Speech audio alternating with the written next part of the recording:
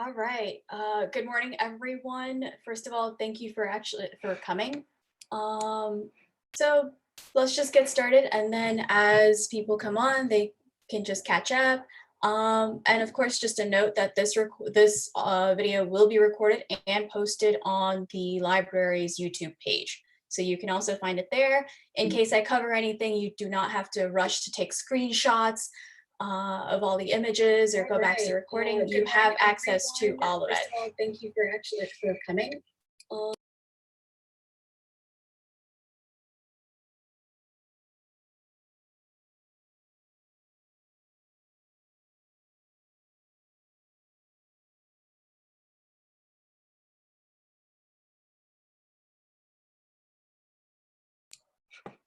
Okay, let's try that again.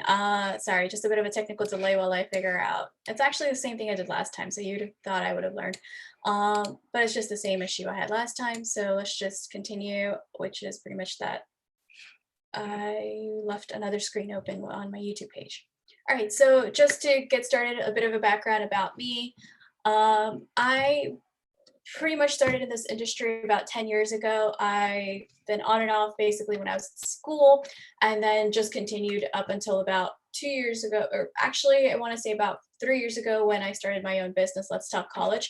Now, the whole reason why I even started my business is because I realized that while I was working in the industry, I kept getting more and more phone calls about just from parents kind of freaking out of just what are we supposed to do? When is this done? And then the teenagers are also in no better position themselves because they tend to find out things not necessarily from colleges or guidance counselors, but they actually learn from each other.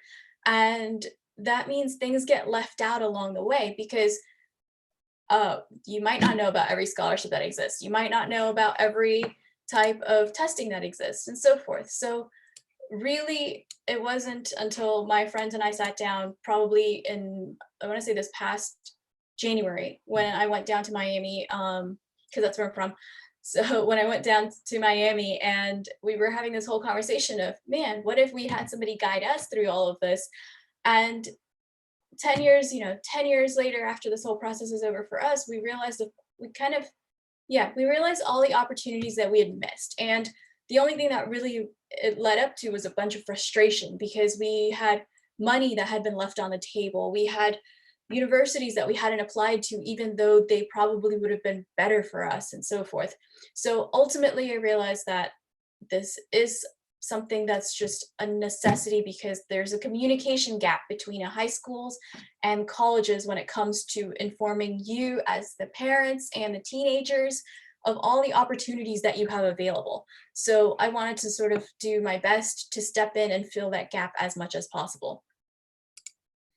All right, so today's topics, and I'm gonna take a sort of an estimate and say it's going to take about an hour. And the topics we're going to cover pretty much will start from the complete beginning and do a breakdown of SATs and ACTs, then how they're scored, any changes that have come up due to either COVID or non-COVID related, and then reporting scores to universities. So how does that work? What's the cost? Who takes care of that? Then we'll do FAQs and upcoming test dates. And finally, what should you do next? So by no means is this just a me talking to you presentation, although it really feels like it because, well, you're watching me on a screen, and if we were actually sitting live and together, it would just be a little more, I want to say interactive. So we don't want to lose the main interactive component of it. So please, there is a live chat running right now. So if you have any questions along the way, please post. At the same time, after every single one of these bullet points, I have a specific just questions slide where we just pause and I'll take questions. So I'll try to answer questions during the presentation, but really it's going to be I'll look at my question set basically as I go down and when we get to the question slide.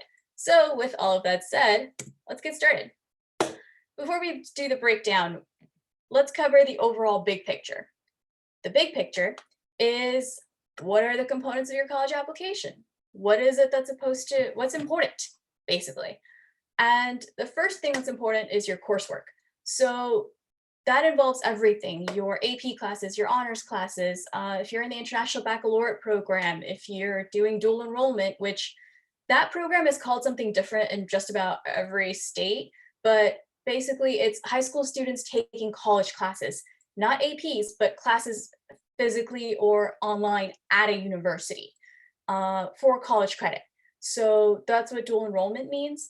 And then of course you have class rank. Now, some high schools do class rank and some don't. And I know for Barlow, there is no such thing as a class rank. And basically when it comes to your coursework, now I get a couple questions of, well, what happens if you're a ninth grader, you just had the transition from eighth to ninth and the semester didn't go too well? Well, as long as universities see that you improved. So you're allowed to have a small sort of adjustment period, but then you have to get on it. Then you have to pick up your speed and say, okay, now I understand it. I have readjusted to the new environment and I'm ready to go. All right, so the next component would be the SATs and ACTs that also include the subject SATs. Those are, and with subject SATs, we'll cover a bit more of what they are, but they are not required for every university. Third component is the personal. So in this case, what extracurricular activities did you do? Are you more of an athletic person? Are you more of a community service-based person? What did you do when you were not sitting in the classroom getting an education, basically? And of course, with that goes what honors and achievements have you had so far? That includes National Honor Society or any other recognition, writing awards, and so forth. And then, of course, you have your writing pieces, so your personal statement and your supplemental essays. And really, those personal statements are really one of the first times you get to introduce yourself as an individual, because other than that, you're all data. Your GPA is data, your SAT score is data. The extracurriculars, really, there's not that much space to describe them on the application. So you're really maybe 150 words, 100 to 150 words. Other than that, your 650 word essay is really your main voice.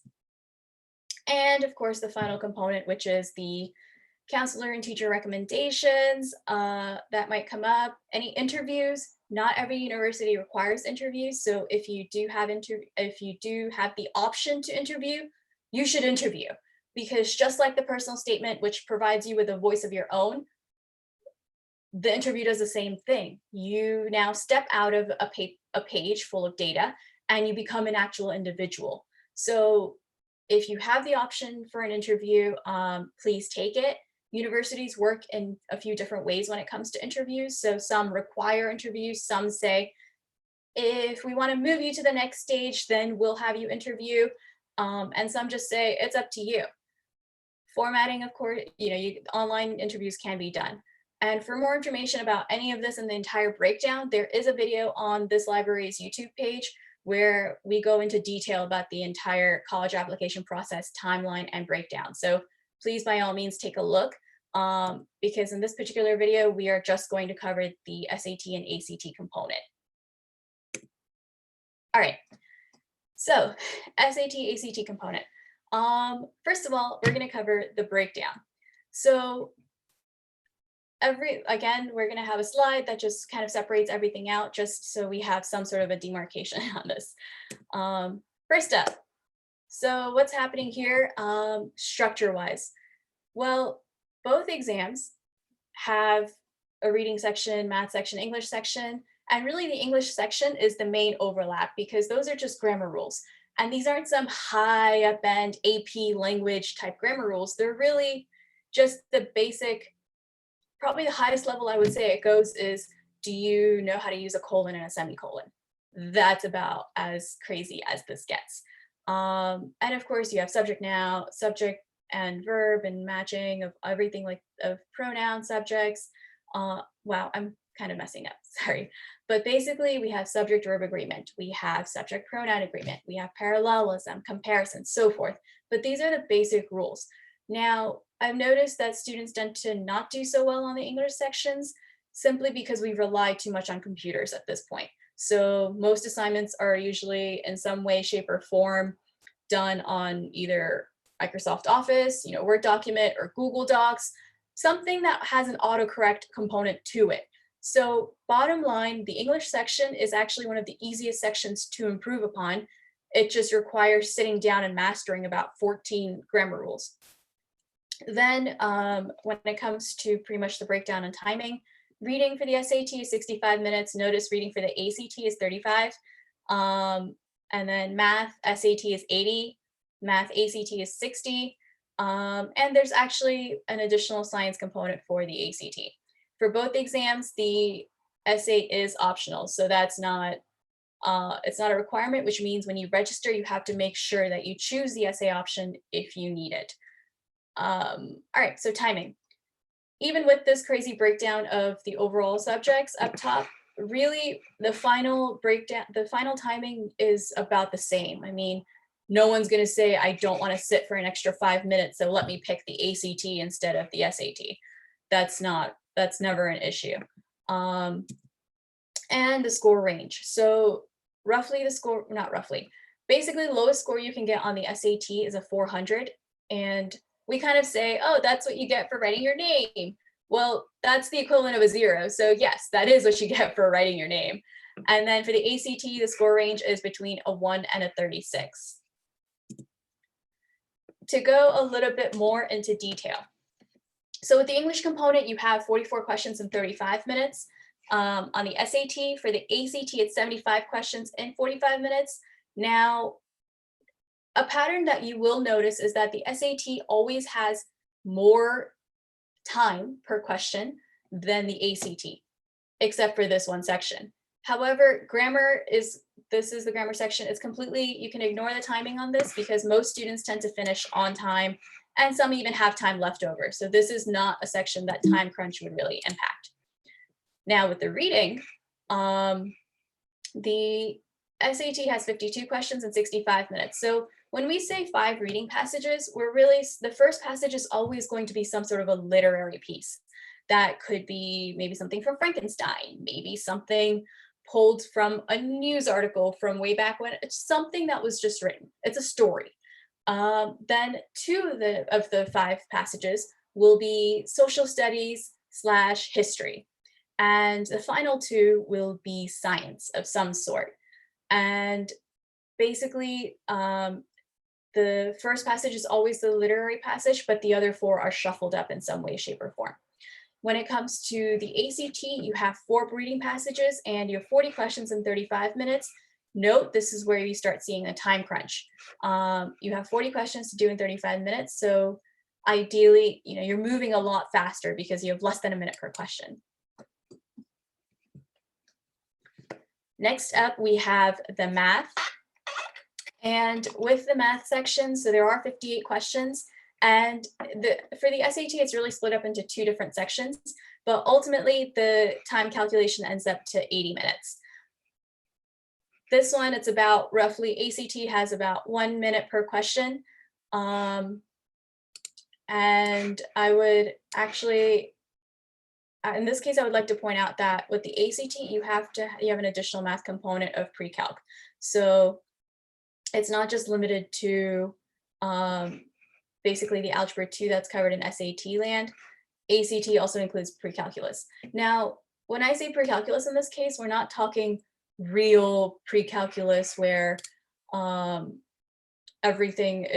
where you're going deep into concepts and you have to know every little titty bit, whatnot. But rather, the ACT covers surface level, but it covers surface level of a lot of different topics. So if you haven't taken pre-calculus, then this may not be the exam for you. Instead, it's better to focus on the SAT. In terms of trickery as to which questions tend to be harder, which exam is easier, since the SAT changed in 2016 and was completely revamped, these exams are now a lot closer and have much more overlap than they did before. So in terms of wording and so forth, they're roughly the same difficulty level. So there is no advantage of one over the other. And finally, the science section. So the SAT does not have an outright science section.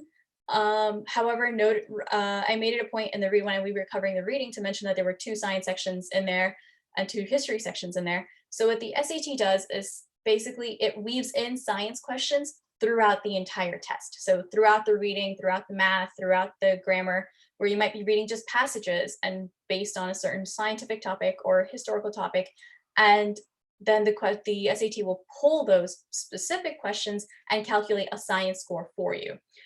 I'd also like to point out that in the SAT, it's not, the science score is not that important, and we're going to talk about it when we move forward to the scoring part. But ultimately, the ACT does have a actual science section. Note, there is no official science background required because these questions are based on just charts, graphs, experiment descriptions. So the left side of the page will ultimately be just some sort of a visual or a series of visuals, and then with a few paragraphs of description. And then the right side of the page will be about 5 to 7 questions based on that. Notice with the time crunch, this actually ends up being the section that students don't do very well on. It's not because of the knowledge, it has nothing to do with that. It's because of all the visuals. It's hard to go back and forth and back and forth and back and forth for almost every question when you have less than a minute per question. So more often than not, it's the time component that really screws students over when it comes to the science. Okay, so next up, again, this is like I mentioned before, math for the SAT is split up into 2 sections, and you have a no calculator section, which is 20 questions in 25 minutes, and then you have a calculator section, which is 38 questions in 55 minutes. So the non-calculator section is really not that bad. It's just initially intimidating because that security blanket of having your calculator, even to put in 2 times 3, which yes, I do have students who do that sometimes. And the response I get from them is just, well, what if it changed? I don't think 2 times 3 is going to change, but it's a comfort for them. And that's what's intimidating about just having a no calculator section is there's no, it takes away that security blanket. But ultimately it's doable. So you don't have to aim for the ACT just for the calculator. Then essays. So essays are optional for both, and topic for the SAT, basically it will be about a 2-page reading of some sort of a persuasive argument. So it might be a speech from the president or one of the former presidents, maybe about how we need to have national parks, or that we should go to the moon, or it might be civil rights, whatever it might be. Your job is not to have an opinion, and that's hard to do because last August I actually had their reading passage was on the ivory trade, and this writer was trying to convince everyone that the ivory trade should be allowed, that we should be allowed to kill elephants or rhinos for their ivory.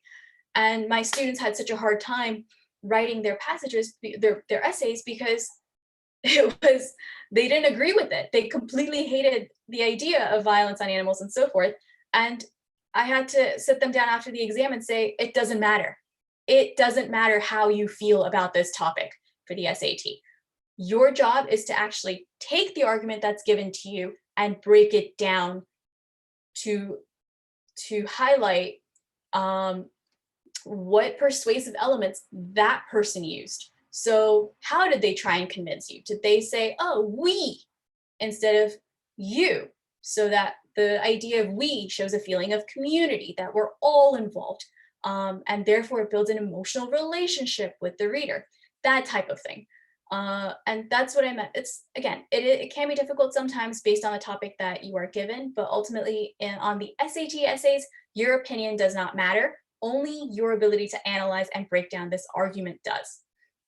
And then for the ACT, on the other hand, it's all about your opinion. So you will be presented with some sort of an argument that's running, and a common, a very old one is just should high schools have school uniforms, or should basically how technology in schools exist and so forth because of economic backgrounds and whatnot. So ultimately, you'll be provided with multiple perspectives from somewhat credible individuals from that And these are very short paragraphs, so you're not reading pages, but small little perspectives. And your job is to take these 3 perspectives, formulate your own perception, and then write your reasoning. So for the SAT, you're breaking down persuasive elements. For the ACT, you're actually creating your persuasive element. And then scoring. So as I mentioned earlier, for the SAT, the full perfect score is going to be a 1600. For the ACT, it's a 36. Now, to give you an idea of what an average score is, and we have more on the next slide about information from College Board and from ACT, but roughly averages tend to be for the ACT around 800 to 1200, and then ACT is from 20 to 22. Who is this best for? Realistically, for the SAT, it's whoever, students that just want a little more time per section. With that said, it's rare to have students who actually end up with 10 minutes left over at the end, and they just end up sitting around wishing they'd taken the ACT because it would move faster. That doesn't happen. Usually everyone finishes on time. At max, you maybe have 5 minutes left. So it's not as if you have a lot of time left over. And then, of course, the ACT is for those who prefer some sort of a time crunch involved. Okay, so with that said, any questions? Let's take a quick break. So I will look in the live chat, but any questions for the SAT and ACT breakdown?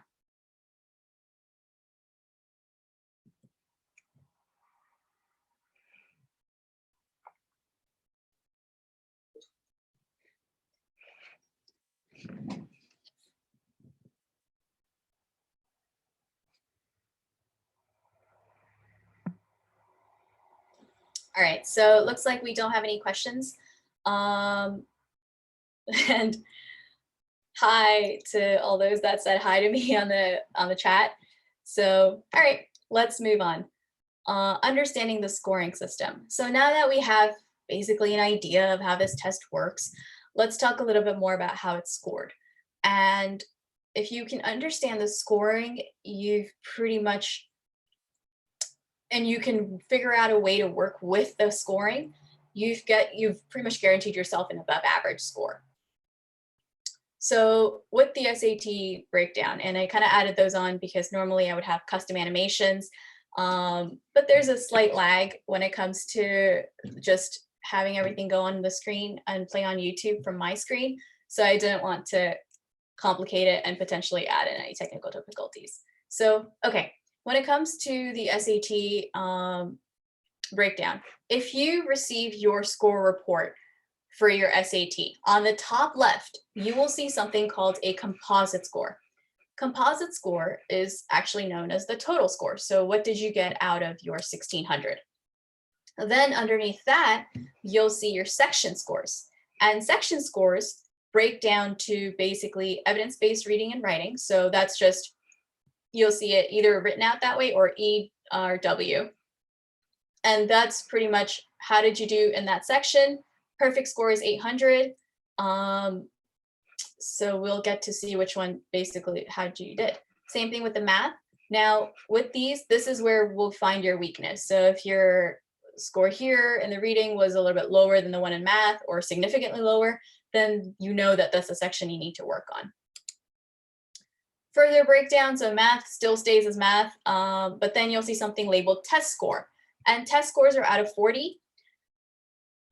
Anywhere in and realistically, once we pass sort of this little area, the other numbers just end up as extras. They're not always relevant.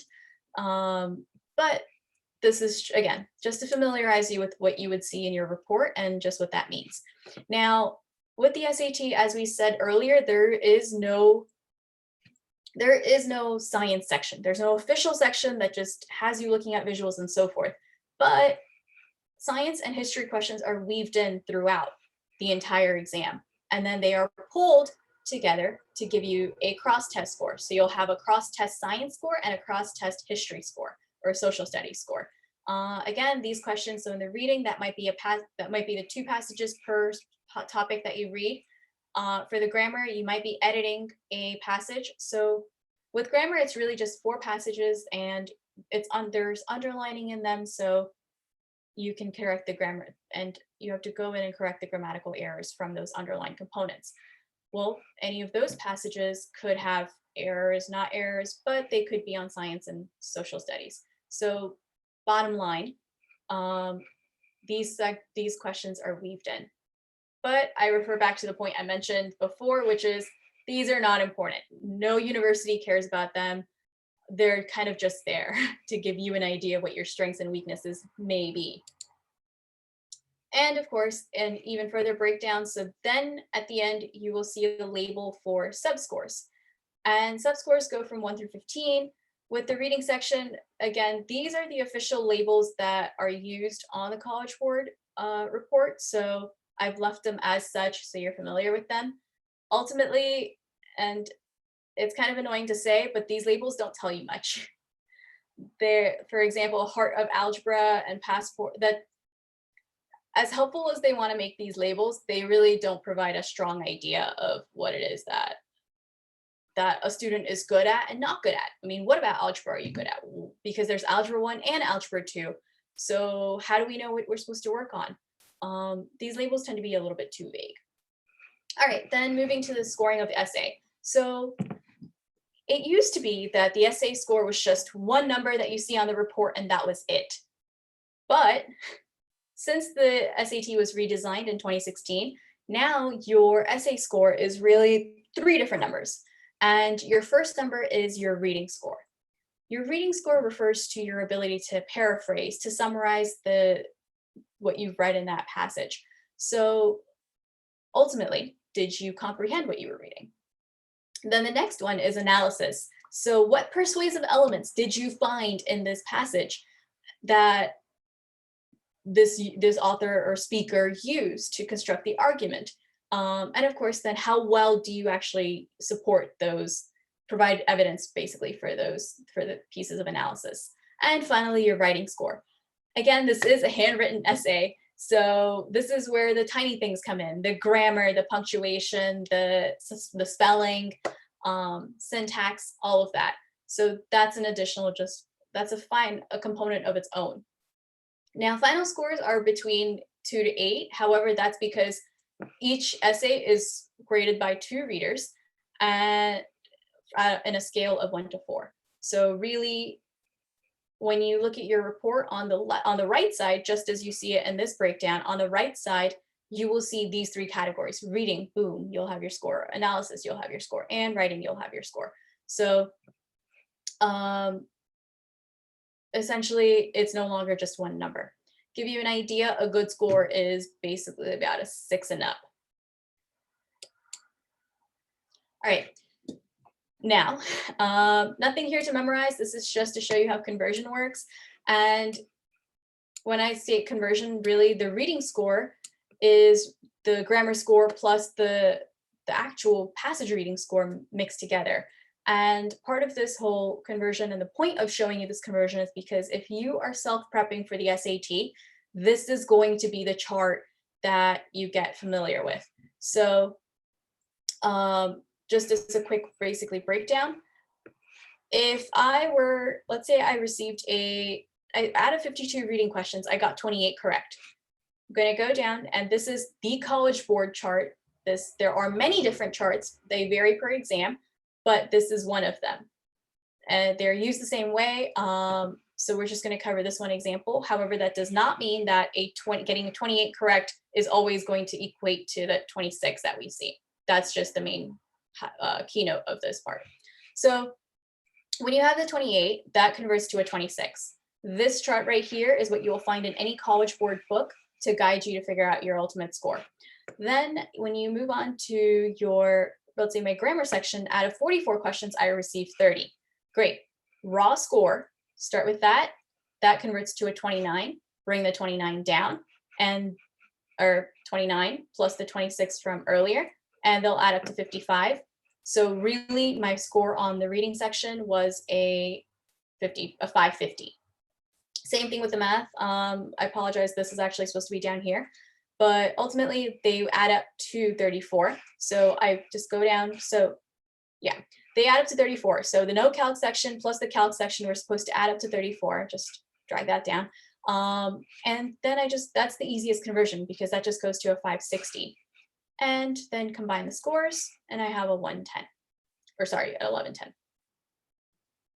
Now, why I mentioned it and how it's relevant. So it's really relevant for one major reason.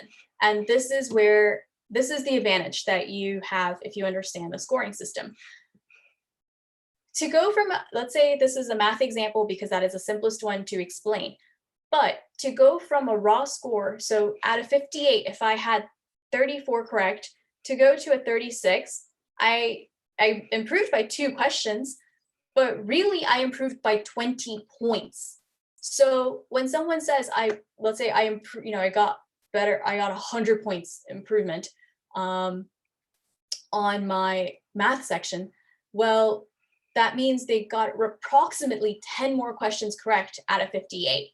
So if you're trying to go for a dramatic improvement where you may have got started low, or you may have started, in the average or whatever, and you're trying to get into the above average or Ivy League category, you work up in increments. So average is approximately in this category, let's say the 28.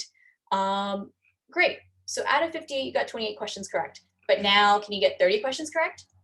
And then after that, can you get 32 questions correct?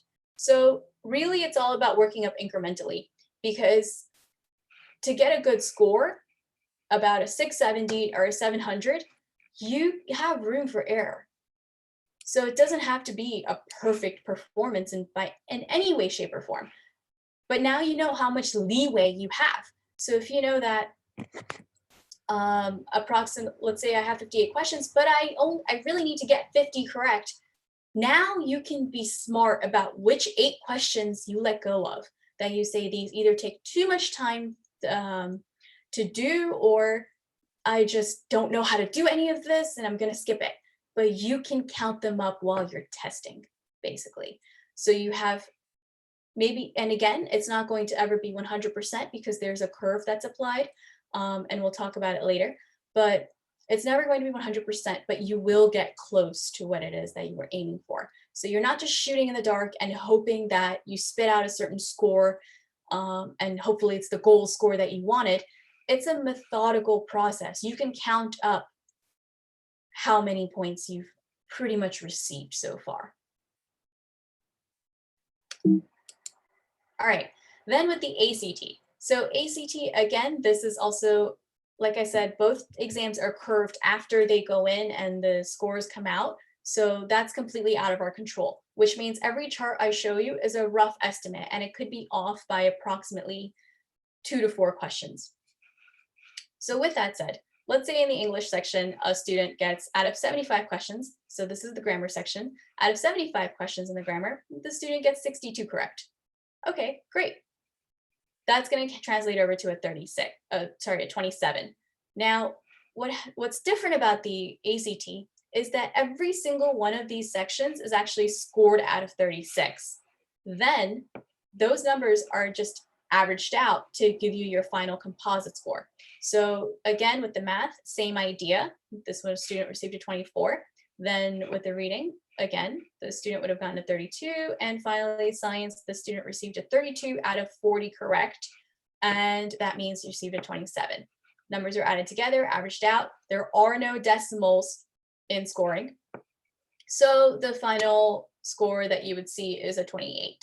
Now, essay scores, it's the same. It's basically 2 readers scaling on a scale of 1 to 6. So really, the essay score could be anywhere from, or I guess 0 to 12.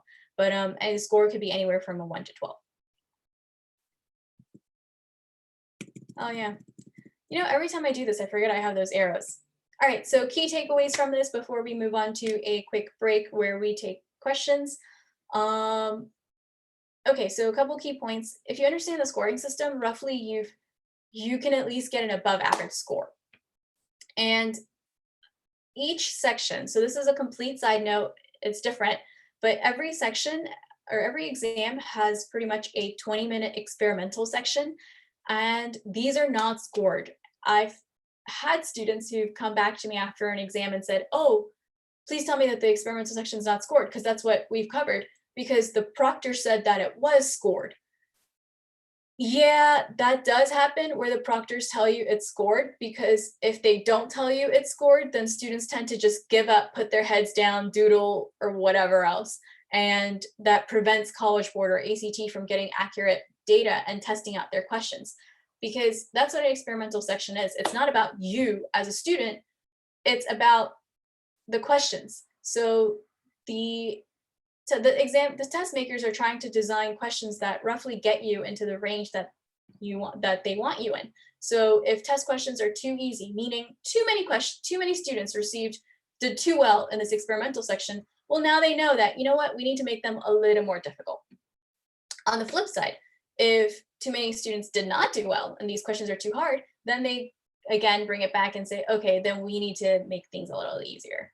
So either way, basically, these are the experimental sections help the test makers essentially figure out their curves. So with that, and a completely different note, which is extended time. So there are students, and I've had students, and I have students right now with ADD, ADHD, anxiety, and anyone who basically gets accommodations. If you were recently diagnosed, especially during COVID, please try and get your 504 plan in. Work with the guidance counselors to get your plan submitted, and that way you qualify for time and a half for the SAT or ACT, whichever exam or exams you choose to take. So extended time for most cases is just time and a half. However, they do it on a case-by-case basis. So as long as you have some sort of a medical proof that time and a half is not going to work, we need something even more flexible, then that's when you have to call up College Board or call up ACT, and they will work with you to find the proctor, local proctor, and actually sit down with you, who will sit down with you as you do your either unlimited time exam or a breakdown through multiple days exam, whatever the accommodation is. But please make sure that you have your paperwork done from a guidance perspective. All right, so before we get into the changes that have come up, do we have any questions? Is everyone still awake? At least say hi on the chat, please, so I know that we have. All right, so basically, coming up next, so we have a couple of changes that are happening either due to COVID, which I think we've all heard about and read about in the news articles, but there are also some changes that are happening not due to COVID that were pre-planned, particularly from the ACT perspective. So a few upcoming changes coming up, or wow, I just repeated myself, but a few changes that are coming up from both ends. And I'll give it a couple more seconds for questions. But if it looks like we have none, then we'll just keep going. All right.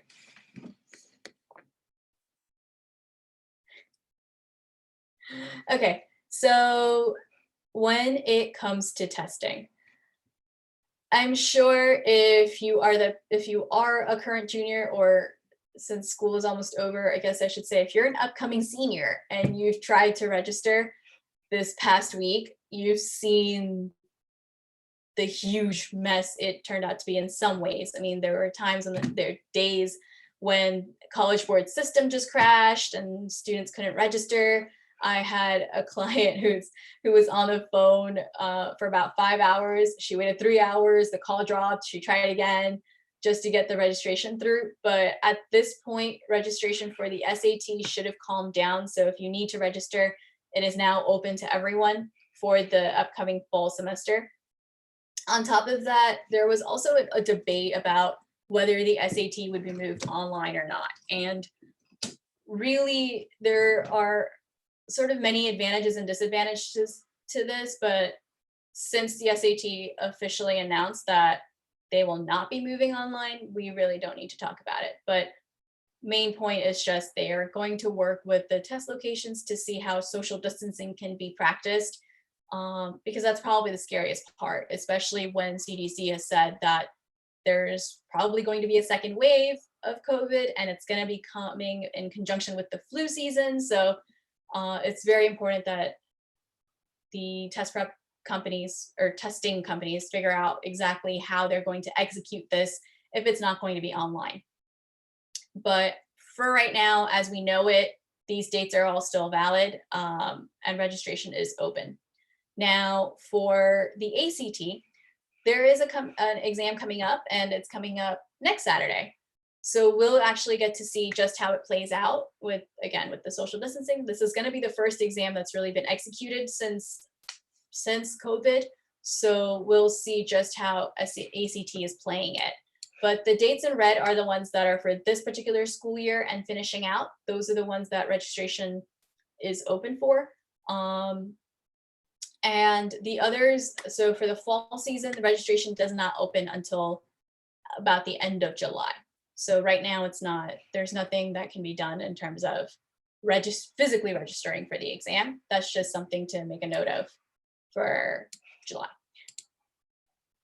All right, so as I mentioned, there are some non-COVID related testing changes. This has nothing to do with, this was already pre-planned. It was announced last year this was going to happen, but officially this comes into play starting in September. So what ACT is doing is, first of all, it's offering students the option of testing either on paper. So you basically walk into your normal proctored test setting and you sit down with your booklet along with, 20 of your closest friends and take the test. Or you can choose to do online. Now, online testing, again, that doesn't mean you're doing this from home. It doesn't mean you have to have a great internet connection the whole time, but ultimately you're just going to a testing center. Now, the advanced exams, so exams like the GRE, which are pretty much the SATs to go to grad school, those are already done online. And the ACT is using the same approach, which is you go into a testing location. The testing location is just, essentially it's a computer lab. It's a computer lab with partitions. The computer has software that locks the screen completely. So really all you're seeing is the test and that's it. You can't open to any other screens. It tells you when you have a break, it times your break, that type of thing. So students would just be going physically to that testing location. And they usually have you put your belongings in small lockers and so forth, but you'd be going to a testing location to then take this test. Now, one of the benefits, you get your scores back in about 2 days, unless of course there's an essay involved, but at least the multiple choice part comes in about 2 days. The second change, and this is a huge change that actually, that's going to impact just about everyone and how they take this test. So it used to be that ACT would require students to take the full test because, that's how an exam works. You sit down and you take the whole test. You don't usually walk off midway. But now what the ACT is doing is it's instead saying, okay, you take one full test and you have those scores. But then you can come back and say, okay, you didn't do well in the science section because your score report shows the breakdown by your section. So let's say you looked at your science section and said, oh, wow, this is the one number that's bringing my entire score down. You can go back in and take just a science section. The timing remains the same. The question numbers remain the same. So it's still 40 questions and it's still in 35 minutes, but that's all you're doing. You're no longer sitting, for about 2.5 hours just to then do the last half hour of science. Instead, you can pick and choose what exams you want to walk, or what sections you want to take. This is a complete game changer because this helps something called super scoring, and we will get more into it later on, but essentially it puts it on a more even level paring with the SAT, because one of the major advantages that used to happen with the SAT was that the universities would super score. And that means they take the highest of your reading and highest of your math from multiple different exams and put them together to give you one solid number. That was not previously done with the ACT, or it wasn't as in practice. So by redesigning it, the ACT is kind of forcing universities to super score. It's inevitably, really. But again, you were still waiting on university guidelines and how they're saying they'll process it. But for now, ACT has done its part in offering this option of, or opening itself up to super scoring. Okay, so with all of that, of course, the questions come up of what is a good score? How do we know what to aim for? Because right now they're just numbers to us. Well, just to break down, so this information comes from College Board. This is the annual report for the 2019-2020 school year, for both exams. And as for last year, the average score for students in the reading and writing section, was about, that's the range. And that's the range as in the first number refers to students who took it without the essay, and the second number refers to students who took it with the essay. So that's the approximate range. And then with the math, the approximate range again, the first number refers to without the essay, and then the second number refers to those students who took it with the essay. So roughly it's about, I want to say a 1070, which is actually the same as it was last year. And if you're looking for a good score or above average score, really you're thinking in the 1300s. So to give you examples of universities, if your preferred universities, let's say NYU, BU, those types, then easily you're looking at a 1400. If you're thinking Harvard, Princeton, Yale, Cornell, then we're looking at 1450 and above, and ideally 1500s. Then with the ACT, again, these provide decimals as averages, but important to note that your final composite score is only going to be a single number. It will never be a decimal value. So again, these are the averages for the ACT, and the national average is approximately a 21 out of 36. And again, a good score is really a 26, 27 above is considered above average. Ivy League, again, we're looking at 32 and above. All right, so to expand further on this whole idea of the experimental section that I mentioned and scoring, basically the entire scoring system is based on a bell curve. So really the SAT and ACT have average score ranges that they're aiming for, which is why I said, oh, look, that's kind of that the 1070 roughly average for the SAT is like the same thing they had last year. Well, that's because it's purposely designed to be that way. If more students, let's say take the math section, so the low point would be a 200 and the highest point would be an 800. Well, if too many students are right here on the low point, or like roughly in the low point, well, then the ACT or SAT is going to curve up. And at that point, or at that stage, everyone might get a 20-point boost to their scores. Now, there are no crazy boosts. Well, I guess it depends on how you look at it, but roughly it's plus or minus about, I want to say 40 points max, but usually 20 to 30. So it's not, 40 points is sort of an exception, but usually around 20 to 30. Now, if again, in an experimental section, for example, so before they translate these to real exam questions, let's say in an experimental section, too many students fell in this high performers category. Well, those questions were too easy. So now those questions need to be made more difficult. If that was on a real test, well, that means that that full test needs to be curved down a little. So that's why all those charts that I showed you were approximates. They're not set in stone, because every exam is based on a bell curve or equating process. And that's completely out of our hands. There's really not much we can do except for just prepare for the exam. All right, so with that said, any questions?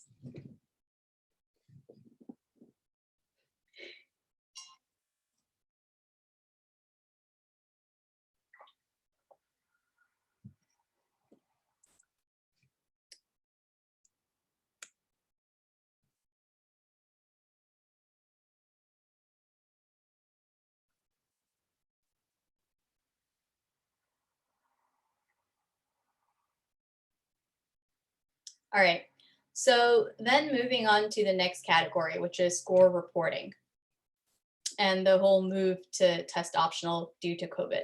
So if you are, first of all, this falls into two categories. So the way you submit your scores, or the way that universities ask you for your scores, can fall into two different categories. The first one, a university can say, oh, we're score choice, which basically when a university claims to be score choice, it's stating that just send us, you could have taken each of these exams 10 times, okay? Again, not recommended. and don't do it, but you could have hypothetically taken each of these exams 10 times. Great, just send us your 2 highest. That's it. So they will never know that you took this exam 10 times. All they will see are the 2 scores that you provide them with. Then, of course, on the flip side, you have the universities that say, no, we want to see your score history. And these, of course, are going to be the Harvards, the Princetons, Yales that just all say, yeah, we need more numbers for you. So instead of sending us just what you scored high on, we want to see everything else too. So now they will see the 10 attempts that you took, the 10 times that you took this exam. But those are sort of the 2 categories that universities will classify themselves. And you'll see this on the university's actual page. So you'll see this where they'll just say, such and such university super scores. Well, even actually, if they claim to super score, a university can still ask you for your entire score history. So just because a university super scores does not mean much when it comes to what types of scores you have to send them. Now, actually, let's talk about super scoring really fast. So what happens with super scoring? Well, with super scoring, let's say an ACT student took a September exam. So one coming up in September, let's say that's what the students took. Well, great. Now, from that report, this was the breakdown. From this breakdown, maybe in October, this student decided, okay, you know what? I want to test, I just want to take an English section and a reading section and then be done with it. That's just what I'm going to practice for and do drills for. Okay, great. So October, the student would have, or actually October looks like the student would have sat down for everything, but maybe only practiced for 2. Okay, that's fine. Then December, the student decided, okay, well, this math score I'm really stuck on. I'm only going to study between October and December for math and just practice. New score was a 25, and then for science, it was a 22. Great. So what super scoring does is it takes the highest from each category. So English, the highest was a 22. Math, there were 3 attempts, but the highest was a 25. Reading, 23, and your science, a 22. So it doesn't matter how many attempts you had, unless, of course, you're applying to a score history university instead of a score choice. So it doesn't matter how many attempts you had, because if this was a score choice university, I would have only sent the October and December scores because those are the only ones that seem to have any relevant numbers that university would need. So either way, my final composite score was then a 23, which is again higher than the 2 previous scores. Same thing with the SAT, except thankfully in this case, instead of this huge breakdown, we only have 2 categories, which reading, you took the exam 3 times. Great. What was the highest reading score? In this case, a 610. So that's the score that this university is going to count. And then what was the highest math score? Well, looks like that was from exam 2, and that was a 700. So the new score that's actually going to be used for your admissions is going to be a 1310. It's not going to be any one of these individual scores. And again, note, if this was a score history requiring university, they would see all 3. If this was a score choice university, I would not have sent anything except for the 2nd and 3rd exams. So the first one's completely not relevant, only the last 2. So with that, self-reporting. So now how does actually sending your scores work? Well, first of all, it's never going to happen accidentally. And this is a question I get very often of just don't, but what if like such and such university finds out? What if they know and I don't do too well on this exam? I'm not feeling too hot about it. Well, you can't accidentally send your score because they ask you to pay for it. You're always, basically, you'll be asked for a credit card number just about every time you decide to send a report. So that's one way to know that it's not going to a university. With that said, when you register for a particular exam, so SAT or ACT, they give you 4 free reports. Now, those you can choose to fill out what university you'd like to send them to, or you can leave them blank. However, that expires pretty much about 3 days after you take the exam. So from the moment you register till about 3 days that you take the exam, you have this option of sending 4 score reports for free. After that, each report for the SAT is approximately $12, and each report for the ACT is approximately $13. And because of this cost, universities and their applications have actually come up with something called self-reported. And what happens is with self-reported is you can enter your own numbers. So the university says, oh, we're super scoring, then you can just enter the highest of your reading, highest of your math, or whatever the ACT breakdown is. And they'll accept it. They'll believe that you're not lying. And because you're obviously not lying, they're going to trust you. But once you finally decide to attend such a university, well, then they'll ask you for your official report. So self-reported really helps because the average student applies to approximately 8 to 12 universities. Well, if you're looking at that cost, you're spending over $100 just sending your scores. And that's not exactly the best financial, that's kind of why I have the dinosaur, because a lot of this is just kind of it's expensive. It just rips you of your money in some ways. And this essentially, basically, so in order to avoid this $100 or plus expense, universities have said, we're going to trust you, but out of those 10, should you decide to go to R1, just send us the official report. And again, that means you end up spending approximately $12 on a report or $13. But I would like to point out here and say that not every university does self-reported. So even if you're not spending the $100 that were originally planned, you're probably not spending just the 12 either. But yeah, so that's how sending score reports works. Score reports can be sent for SATs, can be sent via College Board. So at this point, every single student, if you are in high school and have taken the PSAT, you have a College Board account. And your registration for your SAT is done through your College Board account. You see your scores on College Board. You send your scores on College Board. So there's only one website that takes care of all SAT related stuff, which means that's your main portal. For ACT, again, same idea, but for the ACT, not all students have an ACT account, but that's just, again, easy to create. So you can create it, but again, same thing. Registration's done here, you see your scores here, and you send your scores through this one-stop shop. So those are your only two options. There's no third party, anything that does anything for you. All right, so then moving forward, especially with COVID, there have been a lot of changes or I wouldn't say a lot, but there have been changes when it comes to requiring SAT and ACT scores. So first up, there are universities, and this is again in general, no COVID changes mentioned just yet, but in general, if a university claims to be test blind, then that university will not accept any SAT or ACT scores, even if you try and shove it in their face. So in College Board or in ACT, when you have to send in your scores, you're really running a search for that university. And when you find that university, you just hit enter, you check the box, and that's who you send it to. Well, if a university is test blind, that university's name will not appear during your search. So there's no way to officially send a report. The next one up is test flexible. So these universities pretty much say, oh yeah, we'll take your SAT or ACT score if that's what you want to send to us, but that's not your only option. You can also send us your AP scores, and usually it's 3 AP scores. Or you can send us your 3 SAT subject test scores. And for those students that are part of the International Baccalaureate program, again, you can send us your exam scores. Now, locally, we don't have an IB program, but the closest one I would say is like in Greenwich, I believe, down south, and then in New Haven up north. But again, the idea is still the same. So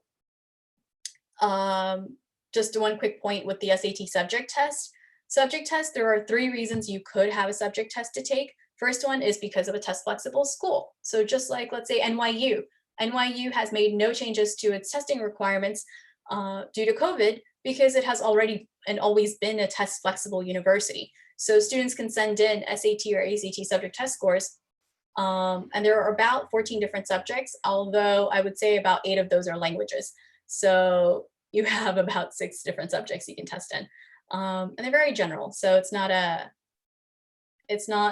difficult. Well, Difficulty level for the SATs, the subject tests are somewhere between your regular class and your AP class. So if you're taking honors biology, you're not ready for the subject SAT bio.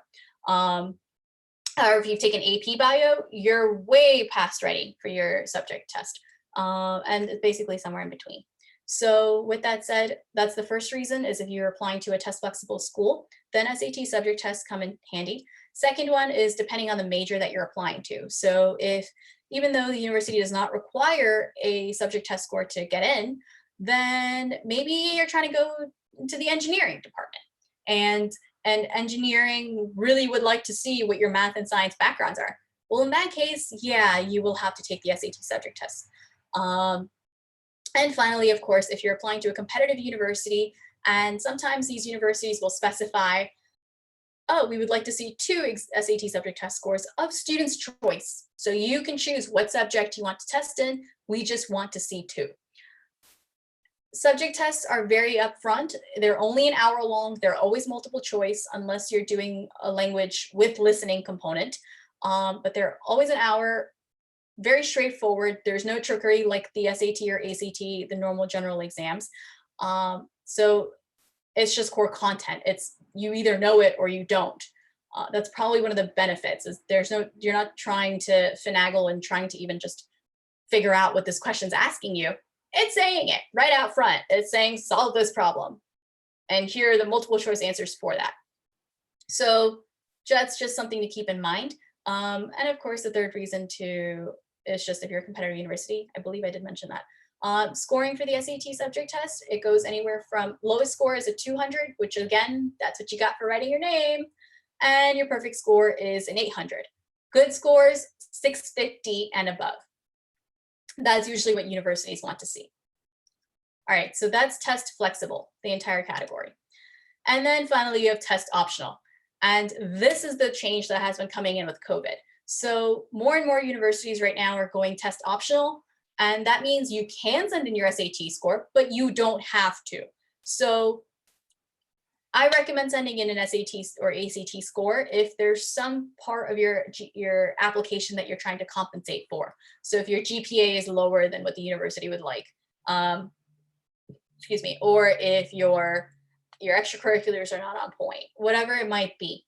And you can find what the university requires by just typing in the name of the university into Google, then still in Google, typing in admission statistics. That will give you a rough idea. Again, there are issues with data and so forth, but really for us, we're keeping it simple. You're looking for just whatever university it is. So let's say NYU admission statistics, and you're only looking for the EDU. So that's the website you're looking for. No blog posts, nothing third party, because that may or may not have been updated. So really you're just looking for those admission statistics to give you an idea of what the SAT score was for that new incoming class from last year, whatever it might be. But that's how you get an estimate of what your target score should be and when to stop, because you're not aiming for a perfect SAT or ACT score. So you need to know when you can just stop and focus on schoolwork, because your GPA is, again, it's one of the most important parts of your entire application. So that still takes priority.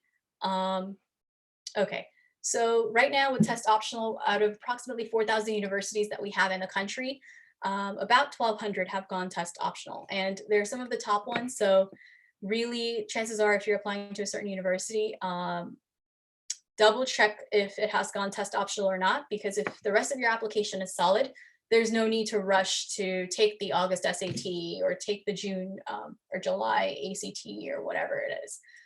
You can just take a step back, work on other parts of your application, and then just move on. All right, so questions, and I saw one in here. And let's actually stop share so you can just see me. All right, so questions. Someone asked, when should rising juniors first take the SAT? Is it calendar for 2021 out? What is typical calendar? Okay, so this is actually something I am definitely going into, and it's going to be in the next part, because I will show you a calendar of all the events that are going to happen and what exactly you're trying to manage from a schoolwork and a college admissions perspective. But just to quickly answer your question, any upcoming junior should start prepping now, because the summer is easily the most like freest non-committed time you'll have. Commitment free, there we go. The most commitment free time you will have. So you want to make sure that you take advantage of it, because once school starts, we don't know how this, even with COVID, we don't know how that's going to play out. And if ends up everything is open again, well, extracurriculars kick in, schoolwork kicks in, there are projects, there are essays, there's too much to do to sit there and then actually learn the content and learn the strategies and prep. So instead, my recommendation is always prep over the summer, whether that's self-prepping, whether that's taking a course or working with a tutor, whatever it is, cover the content, cover the strategies, because there will be homework. And you want time to do your homework, not just to BS on it, procrastinate on it. No, you want legitimate time to do your homework. And then when the fall semester kicks in, you're only doing basic maintenance. You're not trying to learn any huge concepts. So that takes a lot of work off your plate, basically. And it's a better way to balance your school workload and your test prep. Okay, so then with that, we're going to turn back to the PowerPoint.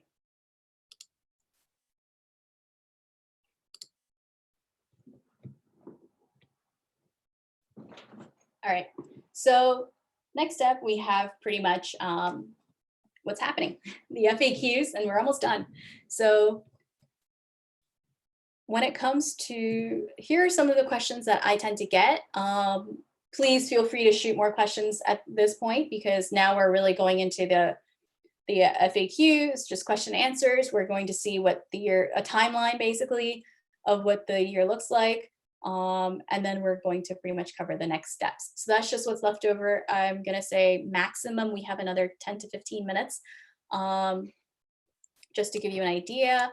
But all right, so let's just continue. And I will check the chat periodically. But okay, so first question I tend to get is, how many times should we take the test? Either test, whichever one you're taking, 3 times. Just 3 times is a good cutoff. Even if you're applying to some really competitive university and you have to send all your scores in, 3 is not going to be something that's frowned upon. You don't have to get the perfect score the first time and be the quote unquote smart student. What I didn't mention actually, and I should have now that I use the word smart, is that these exams are not intelligence exams. They're completely figure outable. Anyone can figure it out. It just takes time and effort. And that's actually one of the issues that used to exist with the SAT and ACT design and the name, is that the SAT used to be called sort of like the equivalent of an IQ test or your ability to learn, aptitude test, that kind of thing. But ultimately, there were just so many scandals over the name because it doesn't test for anything. Both exams in this case, they're really like puzzles. They're like Rubik's Cubes. So how long does it take you to solve a Rubik's Cube? Well, that depends. How long did you spend practicing, right? But just because you're good at a Rubik's Cube doesn't mean those skills are going to translate over to a crossword puzzle, because that's a completely separate thing. So just like that, the SATs and ACTs are like Rubik's Cubes. Really, it's just figuring out and navigating the wording. Had these been sort of straightforward exams where they don't use word trickery and they just flat out give you the problem, more students would be doing better. So by no means is this in any way, shape, or form an intelligence exam. And this is a very, very common misconception that comes up. And it adds a lot of stress to students and to their families, because students will flat out walk around in school, around just thinking, especially when scores come out and everyone's just announcing these scores to each other, students will actually go in and think, oh, well, that kid was dumber, quote unquote, than me. How do they do better? Am I really not that smart? What happened? Will I ever get into college? And it kind of just snowballs from there. So it's very important to understand that this is really just that one particular puzzle. It is in no way an indicator of intelligence. So if you, like with anything really, if you spend enough time to practice, and this is why I usually prefer that my students or upcoming students start over the summer, because then I can give you practice. I can give you the strategies, and so can, however you decide to prep with Khan Academy, whatever it might be, but you can get the strategies, you could get the practice questions and so forth, and you have uninterfered time to actually unravel this puzzle.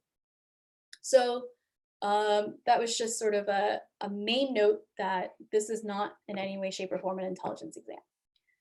But 3 is a good cutoff for both exams. How much does it cost? Every year the costs go up. That's not shocking to anyone. SAT without the subject or without the essay is 52 and with the essay 68. Same thing with the ACT, which it's kind of rare that their prices actually lined up because that doesn't happen very often. However, the prices differ if you're only doing the 1 section retake or 2 sections retake or 3 sections retake. So I believe the highest it goes for if you're testing 3 sections is about $77. But more information on that can be found on the ACT's website, especially once they actually start, they put it into practice in September. So what does it mean to cancel your score or be absent? Well, if you're absent, the test company just wipes off any record of this test being taken. So universities don't see that. This is just a within the company type thing. So if you're absent, it's really just them taking your test and tossing it in the trash can. So you were never there, basically. I recommend if you ever have to cancel scores, this is important. Really, I would only recommend for medical reasons. I have had students or families who have canceled scores because they didn't think they did well enough. And really, if you've prepared, then you've probably done a lot better than you give yourself credit for. And it's always helpful to see your scores so we know what type of improvement needs to happen. So really canceling scores, and you can cancel your scores up until that Wednesday after the exam. So you can take the full test and you have about 3 days to submit the paperwork to cancel your score. But again, really, I would only recommend for medical reasons, but I just wanted you to know that the option is there. And no refunds for cancels. All right, what's a good time to start testing? Official start testing is going to be the beginning of junior year, which means prep over the summer between sophomore and junior year, and then start testing so that all your takes and retakes are done before the holidays in December, and it's completely off your plate. This is one of the benefits that, one of my first batch of students from last summer had, which was they were done testing. So when COVID and everything hit and things just went all up in the air and exams were canceled and so forth, they were done with it. So they didn't have to worry about it. They could now focus on their personal statements, on their virtual college tours, whatever else it was. All right. This is another common one I get. I guess that goes with the label of frequently asked, but should I take the test just to see how you do? No. Especially if you're going to apply to a score history university, then no, because they will see your scores and that's on your official record. So instead, there are test prep companies, and I'll provide a few resources at the end, but there are companies that just have you take exams for free, including College Board. College Board provides 8 free SAT exams. They're just on the internet. So you can hit into Google just, College Board SAT Test 1. And you'll find the test, you'll find the answer key and scoring, and you'll find the answers with explanations. So you'll find 3 different PDFs if you just type in SAT Test 1 or College Board SAT Test 1. So there are free exams that are online. Scores are valid for 5 years. This comes up when students want to take gap years. We've also had those who attend information sessions. One of the questions I've received at an information session before was, well, I want to join the military. And I am, 4 years of service, then on the reserves, but I want to join the military and then go to college. So should I take the test now or do I have to wait? And I said, Tim, take the test your senior year. So all the content that you've learned is still in your head, all the math you've learned, right? We don't want to sit back down and learn algebra 2 again if you don't have to. So in that case, take that exam in your senior year, and then you can just, that score is still going to be valid. So you don't have to sit back down. Okay, so SAT subject test, I will talk about in a bit, or we'll see the calendar in a bit. So, but ideally you want all testing out of the way by the end of junior year. That's again, an ideal scenario because of how much work there is to do when it comes to the entire process. It has nothing to do with what the requirements actually are. So there's no limitation. All right, so upcoming juniors, here's what roughly everything looks like. Summer, obviously, this, I made it for visual. Okay, so here's what everything looks like. There's the months that exams are offered are always the same. This time, however, we have an additional September component that's usually not there, but everything else is just as is. So there are no changes there every year. The date might change, but the month never does. So first semester for juniors and summer is really going to be on your prepping for the SAT, ACT, start your college search. Again, you please watch the video on the timeline for more details and resources on that and how to actually navigate it, what to look for, that type of thing. But ultimately, your first semester is really test prep and testing. And then I said twice, but that was really just be done with it. That's the ideal scenario. Second semester, you want to now retake any time you need to. Because I know for us, we have a free exam in March. So since we have a free exam in March, some students do want to just sit in and take it. That's fine. But not every state offers that. So that's really there are very few states, and Connecticut is just one of them that the state pays for an exam for all public school students. But so that's an option. And then second semester, really you can retake grades. Now, usually, and again, this year was a bit of an exception, but this is when college tours happen. Spring break hits, February break hits. So you have college tours even on long weekends just happening. Then you have your classes. And now with COVID, you can do college tours online. You can attend classes on Zoom. So it's a benefit. You actually get to see what a college class is like. That was not an option before COVID. And you can talk to students from those universities. So you start your college search in junior year. And just because we have COVID happening doesn't mean that that option is no longer available to you.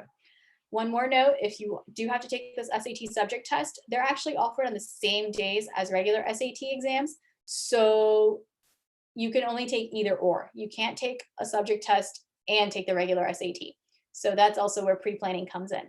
I usually recommend that any subject tests that need to be taken be done at the end of junior year, because that's when AP testing is, and that's when finals are. So if you're already studying for your AP bio test, why would you want to sit back down a couple months later to study all that material again for a separate test? No, just compound it. Take the AP test and take your subject test. And again, if you get your score back and find you need to do a retake, then the following month, do your retake. So when that goes with your math, for SAT math exam, whatever it might be, May and June tend to be just better times to more efficient times, probably, to take your subject test instead of trying to push it all off into senior year. But yeah, so ultimately try and be done with SAT, ACTs in first semester, junior year. If not, you have a couple options in second semester, but ideally it would be nice to leave your May and June exam dates for subject tests if needed.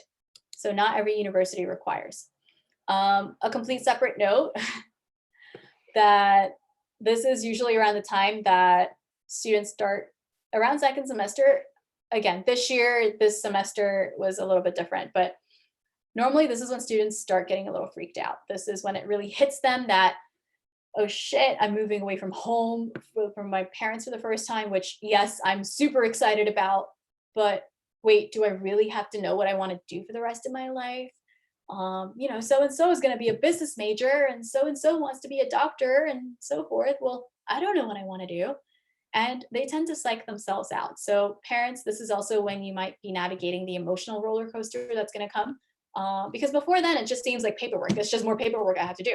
SAT, okay, that's just one more test I have to take.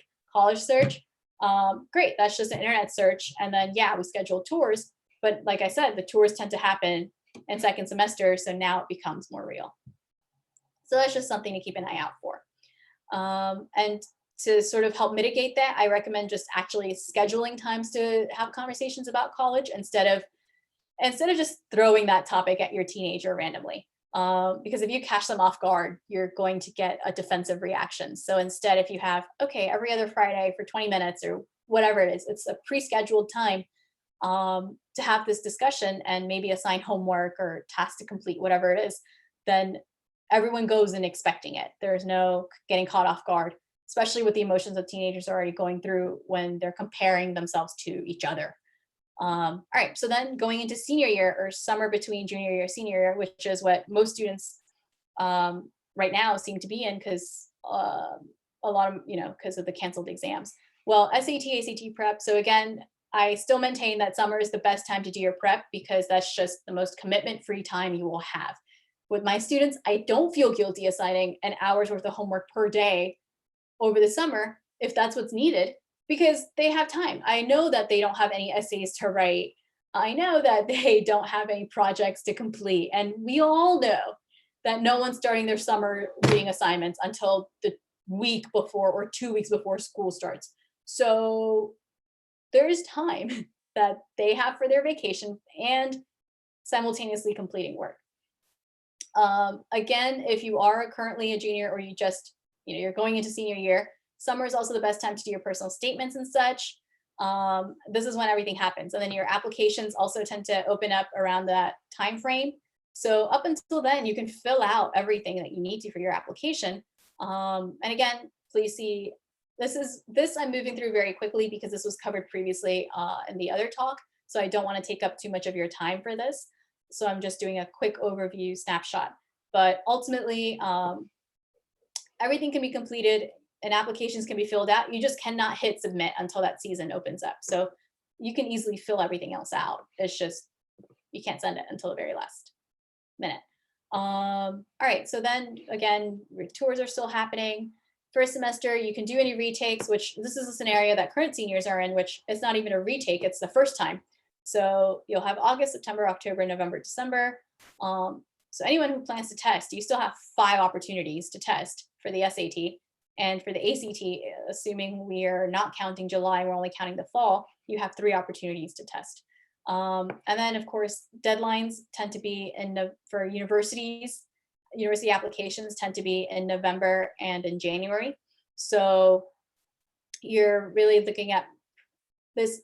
Again, I speak very generally. There are some universities that have October deadlines. So it's very important to keep track of everything on either an Excel sheet or on your Naviance account or on your College Board account. They all let you just collect and create a list of universities that you are interested in so that you can keep track of deadlines and recommendations and whatever else. So either way, what happens? So application deadlines are here. Now, one main point, again, is just you can test up until the month your application is due. So if my application deadline is November 1st or November 15th, I can take, let's say the November, I don't know the exact date, but let's say November 5th. I can take that November exam. But if you recall how I said there are the 4 free reports that I have access to when I register, I actually have to fill that out so that the report goes directly to the university even if I don't want that score sent. Assuming, if you've prepared and you have a bad feeling about it or something, well, that report would still need to go to the university. So that's one downside. You can always make changes again about 3 days after your test date, so you can still take the name of the university off your list of your free reports list, but ultimately you just have to send your report directly. That's the one downside of waiting. And then of course you have second semester, really this is all application season. So you just don't, applications and interview season. So you don't want testing to really collide with that because you're still in school. That still needs, grades still need to happen. Extracurriculars, we don't know where they stand right now with COVID, but your grades are still going to need to be maintained. So with that said, and then of course you find out in May you find out in end of March through April if you were accepted and whatnot and your financial packages, and you commit by May, and then you're done. So this is again the quick overview. I know I kind of glossed over a lot of it, but you can, again, I refer you to the other presentation that we did, simply in the interest of respecting your time right now. But, and again, please send me any questions you have because now it's upcoming test dates and then just what you can do. Those are very, very quick options. So these are, again, the upcoming test dates that we have so far on schedule from College Board and from ACT. So there have been no changes, again, for now. Cannot emphasize that enough. But that's what that looks like. And then please send me your questions, but I am just going to keep going for the next, just what should you do? It's just, I believe, 2 slides. So it'll be quick. Thank you so much for all of your patience with this. I know I said about an hour and we're about an hour and a half in. Okay, so next steps. One of the major other questions I get is, well, which exam should we take, SAT or ACT? Answer, take whichever exam you do better on, because like I said, it's just one puzzle. If you did better on a certain puzzle, well, that's easier to unravel for you. So take the exam that you're better on. Now, resources for this, so the free exams, you can, again, College Board, so into Google, just type in College Board Test 1 or SAT Test 1, and it's the first thing that pops up. Prep companies also do this, also offer free exams. It's how they market. So usually they'll have you go in and take a free exam, then the following weekend or something, they'll have you go in to collect a report, and they'll give you the marketing spiel of, well, here's what we offer, here's your score report, that type of thing. But, Princeton Review is a big one that is just nationally and internationally. Locally, we have Bridgewater, we have C2 Education, Leap Summit. So there are a couple that just, you're not committing yourself to anything. You're just going in to take a free exam and take one of each just to see. After that, also please make sure to create a list of 5 to 10 potential universities. Why? Because we need to know the score requirements. Again, you can test prep and you can test and test and test, but at some point we have to know what the stopping point is. And is that a 1350? Is that a 1400? Have we now overshot and we're really doing well on this? Because if you've done well, that's it. If you're within the range that they asked you for, that's it. You can put that chapter of your life behind you and focus on school. Get your grades going. And for current juniors, I mean, you still are current, upcoming seniors, you still have your personal statements to do. You still have your supplemental essays to write. So don't underestimate the amount of paperwork that comes with going into senior year. And then, of course, allow for about 3 months of prep time. If you're working with somebody, that is roughly a good time, 3 months to 4 months. If you're doing this on your own, then really it just depends on you. But at the same time, from just personal experience, I could say it's at least going to take 3 months to get everything together, get you in that score range, and practice. Because you should be, if you're prepping on your own, you should be running drills. So if a section is 60 minutes long, at some point, once you've done your component of content. So again, just as my example, this is not a marketing session. This is an information session, but I am pulling from my experiences. Well, when I organize with my students, and what most prep does is they'll cover content first. And with my students, we don't work on timing first, because what's the point of, if your accuracy is not right, it's not where we need it to be, then what's the point of me saying, oh, great, work faster? You're just going to get something wrong faster. So instead we do a component of content where we're making sure that your foundation is completely solid, and then we add on timing. But by the time you take the test, you would have taken four full exams. You would have also done drills. You would have sat there for homework. You would have done drills with me. You would have done drills. And that tends to be how just prepping for yourself, it works. So if you are self-prepping, just keep in mind that you do need to do drills to account for timing, but you can't solely do drills as a way of improving, because you need to figure out what you're bad at and how to improve on that. And of course, then, which goes to my point earlier, is just figure out how you're going to study. For parents, please take into account your teen's study habits.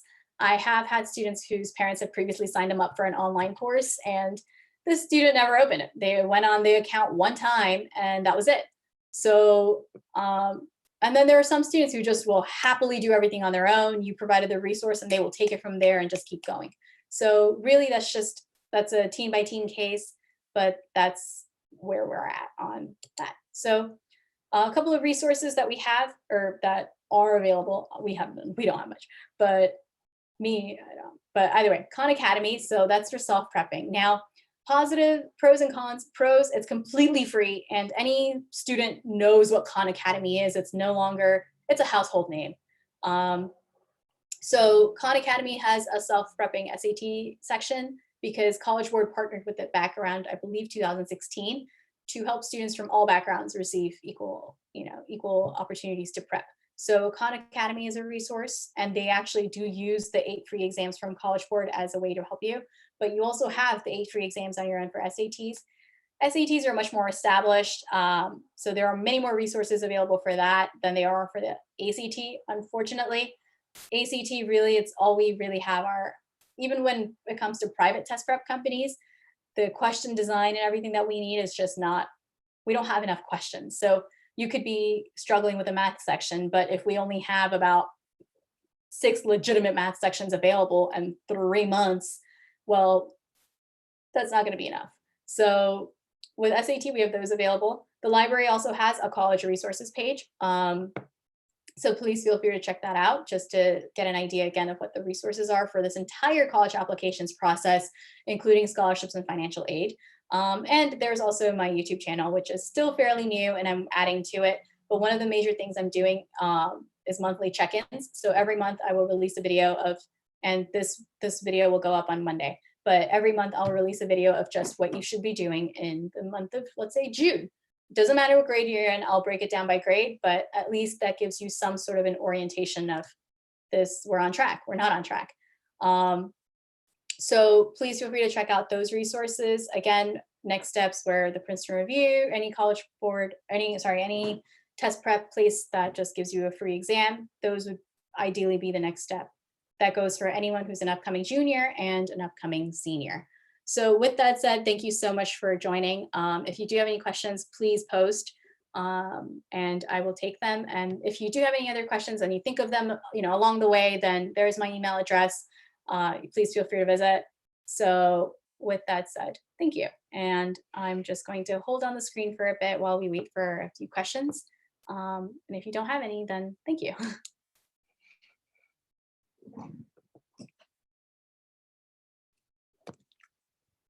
So let's see. Any questions? Okay.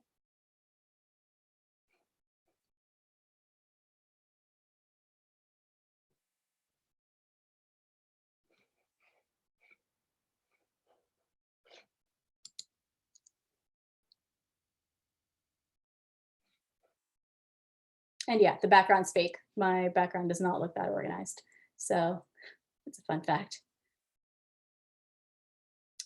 But okay, so I guess it looks like there are no new questions. In that case, everyone, thank you so much for coming. If you do think of questions, again, there's my information, and you can also visit the library's resources page. And with that said, I will give it a few more seconds, but other than that, we're just going to wrap up. So thank you.